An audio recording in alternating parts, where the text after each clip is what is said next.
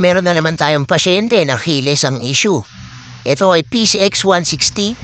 Ang issue nito mga par ay bigla nag-stack up ang kanyang ignition knob. Hindi naman lowbat ang battery ng motor, bagong palit ang battery ng remote. Pero ayan mga par, stack up siya. Tinanggal na rin pala natin ang pindutan ng seat at fuel. Yan sinasabi nila na baka dyan daw. Pero ayan mga par, ayaw niya talaga mapihit. Lumalabas lang ang indicator pero matigas at ayaw niyang At may dinala nga naman sa atin na isa na namang issue ng keyless PCX160 mga par. Nilalamove na nila dito sa Amarin, Caloocan. Kaya yan, ibaba na natin. At yan, ibaba na natin. Nakalap din ba lang manibela na ito. Kaya yan, pasok na natin sa working area natin to mga par. Let's go! A few moments later. At ito na nga yung binaba nating PCX160 sa Lalamove. Dinayo pa tayo dito sa Camarines North, Caloocan para ipagawa ang issue ng ganyang keyless.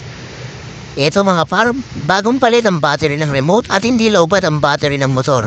Very stack up at ayaw mapihit. Lumalabas lang ang kay indicator pero matigas siya mga par.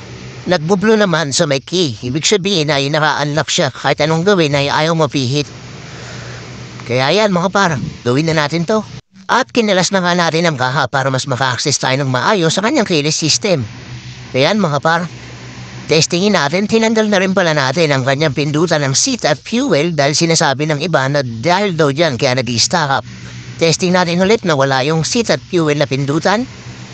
Nag-i-indicate naman sa dashboard na nag-a-unlock siya at nagkukulay blue. Ibig sabihin lang yan ay open na ang kanyang keyless system pero ayaw mag-react. Ayan mga par, sobrang tigas at ayaw niyang mapihit. Kaya ayan mga par, gawin na natin to.